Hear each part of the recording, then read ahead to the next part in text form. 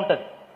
దీనికి ఎంతో ప్రత్యేకత ఉంటుంది, ఎంతో ప్రాముఖ్యత కూడా ఉంటుంది. ఎందుకంటే విద్యావంతులు మేధావులు మాత్రమే ఎంతో విజ్ఞతతోని విచక్షణతోని ఓట్లేసి ఒక మంచి తీర్పునిస్తూ ఉంటారు. వీళ్ళు ఇచ్చేటువంటి తీర్పు సమాజానికి ఒక దిక్సూచిగా నిలుస్తుంది. మన గత పరంపర చూసినట్టయితే ఒక చుక్క రామయ్య గారు కానీ, ఒక ప్రొఫెసర్ నాగేశ్వర్ కానీ, లేకపోతే డాక్టర్ రాజేశ్వరరావు గారు కానీ, ఎల్ఎస్ రాజు గారు కానీ, రామచంద్రరావు గారు కానీ, కపిలవాయి దిలీప్ కుమార్ గారు కానీ, లేకపోతే 2 పర్యాయాల పాటు ఎమ్మెల్సీగా పనిచేసినటువంటి ఇంతకుముందు తన వాయిస్ను వినిపించినటువంటి మన బీఆర్ఎస్ రాష్ట్ర ప్రధాన కార్యదర్శి డాక్టర్ పల్లా రాజేశ్వర రెడ్డి గారు కానీ, పార్టీలు ఏవైనా కూడా మంచి విజనరీస్ని, థింకర్స్ని, ఇంటెలెక్చువల్స్ని సమాజంలో ఒక సంక్షోభం ఏర్పడ్డప్పుడు దానికి దారి చూపగలిగే సత్తా ఉన్నటువంటి వాళ్ళను, ప్రజలకు ఆదర్శంగా నిలబడగలిగేటువంటి వాళ్ళను, సమాజానికి ఒక ఉదాహరణగా నిల్చున్నటువంటి వాళ్ళను మాత్రమే గ్రాడ్యుయేట్స్ పదే పదే గెలిపించిండ్రు. తప్పకుండా ఈ జరగబోయేటువంటి ఎన్నికల్లో కూడా ఆ పాత పరంపరనే కొనసాగుతుందని చెప్పి నేను బలంగా నమ్ముతా ఉన్నాను.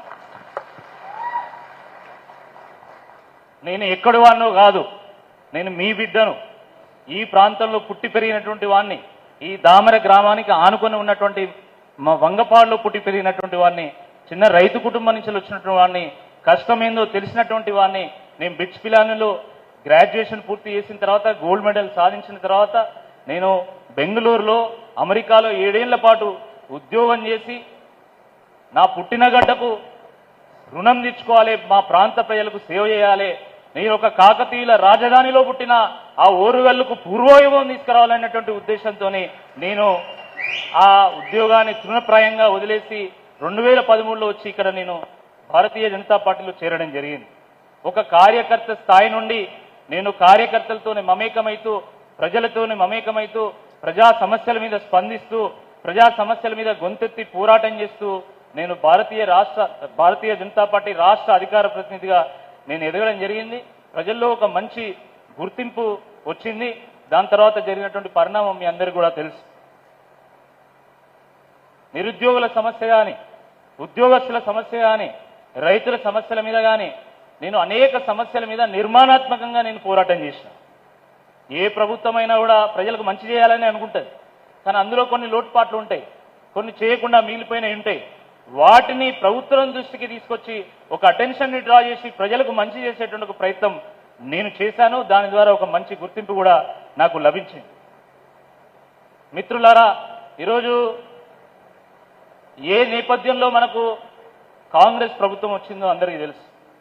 2 పర్యాయాల పాటు కేసీఆర్ గారి ప్రభుత్వాన్ని చూసిన తర్వాత ఎన్నో మంచి పనులు చేసినా కూడా ఒక్క అవకాశం వేరే పార్టీకి ఇద్దామని ప్రజలు కాంగ్రెస్ పార్టీకి ఓట్లేసి ఏరి కోరి ఎంచుకొని మరి కాంగ్రెస్ ప్రభుత్వాన్ని తీసుకొచ్చుకున్నారు.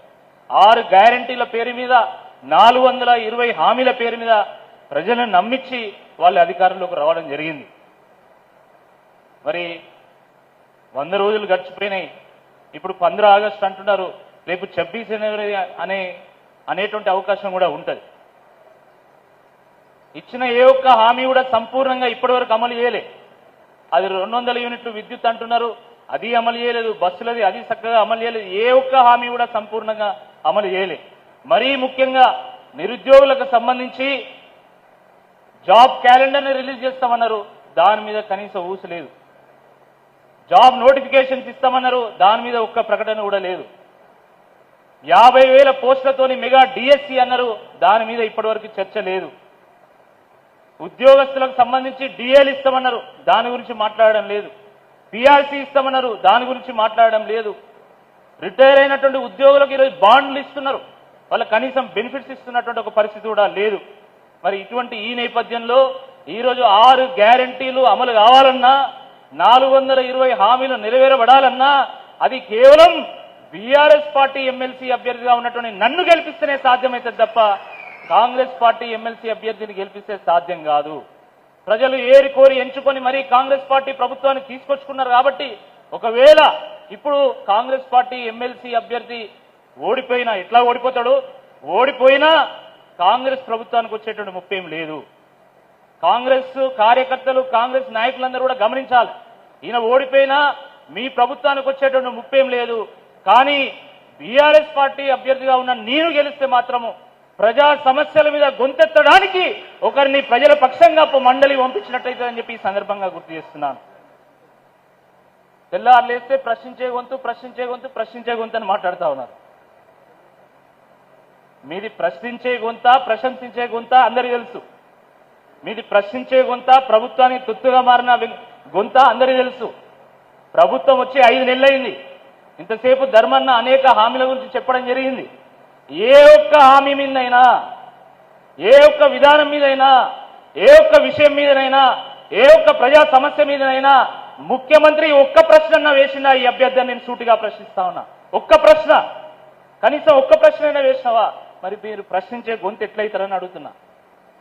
ప్రభుత్వం వచ్చిన దగ్గర నుండి తెల్లారులేస్తే రేవంత్ రెడ్డి గారిని పొగుడుతున్నారు. ఈయన ప్రశ్నించే గొంతు అవుతాడా? కాబట్టి ఈ సందర్భంగా మనం సూటిగా ఓటర్లను అడగాల్సినటువంటి ప్రశ్న ఏంటంటే, మీకు ప్రభుత్వాన్ని ప్రశ్నించే గొంతుగా ఉన్నా, లేకపోతే ప్రభుత్వాన్ని ప్రశంసించే గొంతుగా ఉన్నా అని అడగాల్సినటువంటి అవసరం ఉంది. ప్రభుత్వాన్ని ప్రశ్నించే గొంతుగా ఉన్నా, ప్రభుత్వానికి తొత్తుగా మారినటువంటి గొంతుగా ఉన్నా అని అడగాల్సినటువంటి అవసరం ఉంది. నేను ప్రశ్నించాను, కానీ కేవలం ప్రశ్న దగ్గర ఆగలే. ప్రజా సమస్యల మీద ఒక పరిష్కారం చూపేటువంటి ఒక ప్రయత్నం కూడా చేసిన. మన రాష్ట్రంలోనే కాదు, దేశంలో కూడా నిరుద్యోగ సమస్య ఉంది. ఎందుకంటే లక్షల మంది గ్రాడ్యుయేట్ అవుతున్నారు. గ్రాడ్యుయేట్ అవుతున్నటువంటి సందర్భంలో ప్రతి ఒక్కరికి ఉద్యోగం ఇవ్వడం ఏ ప్రభుత్వంతో సాధ్యం కాదు. కాబట్టి నేను ప్రశ్న వేసినా, ఎట్ ద సేమ్ టైం వరంగల్లో మెగా జాబ్ ఫేర్ నిర్వహిస్తే 692 మందికి ఒకే రోజు ఆఫర్ లెటర్ ఇప్పించాను నేను. ఒకటే రోజు, సింగిల్ డే. అదే కాదు, రైతు కుటుంబాల నుండి, రైతు కూలీల కుటుంబాల నుండి, పేద వర్గాల నుండి చాలా మంది మేము కూడా ప్రభుత్వ ఉద్యోగం కొట్టాలి అని చెప్పి కోచింగ్ సెంటర్లకు వెళ్లి ఫీజులు కట్టలేక ఇబ్బంది పడుతున్నటువంటి సందర్భంలో వాళ్ళ కోసం ఆన్లైన్ లెక్చర్స్ తో కూడుకున్నటువంటి ఒక యాప్ను కూడా నేను రూపొందించి వాళ్ళకి ఇస్తే 1000 మంది నిరుద్యోగులు దాన్ని వినియోగించుకున్నారు. అదే కాదు, వరంగల్ సెంట్రల్ లైబ్రరీలో, వరంగల్ రీజనల్ లైబ్రరీలో అక్కడ వసతుల కొరత ఉంది, అక్కడ చైర్లు లేవంటే, అక్కడ ఫ్యాన్లు లేవంటే నేను నిత్యం లైబ్రరీకి వెళ్తూ, నేను నిత్యం అక్కడ వసతుల గురించి తెలుసుకుంటూ అక్కడ అనేక వసతులు కూడా నేను డెవలప్ చేశాను. నేను ప్రతిపక్ష పార్టీలో ఉన్న సందర్భం కూడా నేను వెళ్ళిన. ఈరోజు చాలా మంది లైబ్రరీలోకి వెళ్తున్నారు పోటీ చేసేటువంటి అభ్యర్థులు. మీకు ఓట్లు వచ్చినాయి కాబట్టి మీరు పోతున్నారు, కానీ ఓట్లు ఉన్నా లేకపోయినా నేను నిరుద్యోగ సమస్య మీద నేను ఆలోచించాను, ఎంతో కొంత పరిష్కారం కూడా చూపేటువంటి ఒక ప్రయత్నం చేశా. కేవలం అదే కాదు, వరంగల్లో వరదలు వచ్చినాయి. వరంగల్లో వరదలు వస్తే మన నయంనగర్ మోరీ దగ్గర మీకు తెలుసు, గోదావరి ఎంత స్పీడ్తోనే ఉధృతంగా ప్రవహిస్తుందో ఆ నయంనగర్ మోరీ కూడా అంత ప్రవహించింది. ఆ సందర్భంలో కూడా అక్కడ 100 హాస్టల్స్ ఉంటాయి, గర్ల్స్ హాస్టల్స్ ఉంటాయి, బాయ్స్ హాస్టల్స్ ఉంటాయి. 1000 మంది మన జిల్లా నలుమూలల నుండి, వేరే జిల్లా నుండి కూడా వచ్చి అక్కడ ఉంటారు. వాళ్ళకి అర్ధరాత్రి అన్నం లేకపోతే నేను నాతో పాటు ఉన్నటువంటి 100 మంది యువకులు మేము ఒక టీంగా మేము చేరి అక్కడ తాళ్లు కట్టుకొని మరి అక్కడ హాస్టల్స్ కు వెళ్లి అక్కడ వాళ్ళకి ఆహారం అందించినాం. ఎన్డీఆర్ఎఫ్ బృందాలు కూడా చేరుకోలేనటువంటి ప్రాంతాలకు చేరుకొని ప్రజల్ని సురక్షిత ప్రాంతాలకు చేర్చినటువంటి నేపథ్యాన్ని కూడా మీరందరూ కూడా చూశారు. కాబట్టి కేవలం నేను ప్రశ్నించే గొంతును కాదు, ప్రశ్నించే గొంతును, పరిష్కారం చూపేటువంటి నాయకుడిని, ప్రజాసేవలో తరించేటువంటి నాయకుడిని కూడా. కాబట్టి తప్పకుండా మీరందరూ కూడా ఆలోచించాల్సిందిగా ఈ సందర్భంగా నేను విజ్ఞప్తి చేస్తున్నా. ఒకవైపు ప్రజలతో మమేకమైతూ ఒక రాజకీయ పార్టీ కార్యకర్తగా ప్రజల అభిమానాన్ని చూరగునేటువంటి ఒక ప్రయత్నం చేస్తూనే, ఇంకోవైపు నాకు అందినటువంటి విద్య 10 మందికి ఉపయోగపడాలనేటువంటి ఉద్దేశంతో నేను ఈనాడులో సెంటర్ పేజ్ ఆర్టికల్స్ నేను ఎకానమీ మీద రాసేవాడిని. కొన్ని రోజులు నేను సాక్షి పత్రిక కూడా నేను రాశాను. దాన్ని చూసినటువంటి RC Reddy civil services coaching centre, చాలా ప్రెస్టీజియస్ కోచింగ్ సెంటర్ మన హైదరాబాద్లో ఉంటుంది. వాళ్ళు ఇండియన్ ఎకానమీ మీద, తెలంగాణ ఎకానమీ మీద వాళ్ళు లెక్చర్స్కి పిలిస్తే కూడా నేను గెస్ట్ లెక్చర్స్ ఇవ్వడం జరిగింది. అదే కాదు, నేను గెస్ట్ లెక్చర్స్ ఇచ్చిన తర్వాత ఇంగ్లీష్లో అసలు తెలంగాణ ఎకానమీ మీద పుస్తకం లేదు అంటే నేను 15 రోజుల పాటు ఒక దగ్గర కూర్చొని తెలంగాణ ఎకానమీ మీద నేను పుస్తకం రాస్తే అది ఎంతో ప్రాచుర్యం చెందింది. 1000 మంది నిరుద్యోగులు దాన్ని వాడుకున్నారు. దాంట్లో నేను రాసినటువంటి అంశాలు గ్రూప్స్ లో పరీక్ష పత్రాల్లో ప్రశ్నల రూపంలో కూడా వచ్చినాయని చెప్పి ఈ సందర్భంగా నేను గుర్తు చేస్తున్నా. అనేక పుస్తకాలు కూడా నేను రచించిన, ఆర్థిక విషయాల మీద, పరిపాలన విధానం మీద నేను పుస్తకాలను కూడా రచించిన. కాబట్టి రాయేందో రత్నమేందో మీరు తేల్చాల్సినటువంటి అవసరం ఉంది, మంచేందో చెడేందో తేల్చాల్సినటువంటి అవసరం ఉంది, నిజమేందో అబద్ధమేందో కూడా తేల్చాల్సినటువంటి అవసరం ఉంది. ఆ విజ్ఞత, ఆ విచక్షణ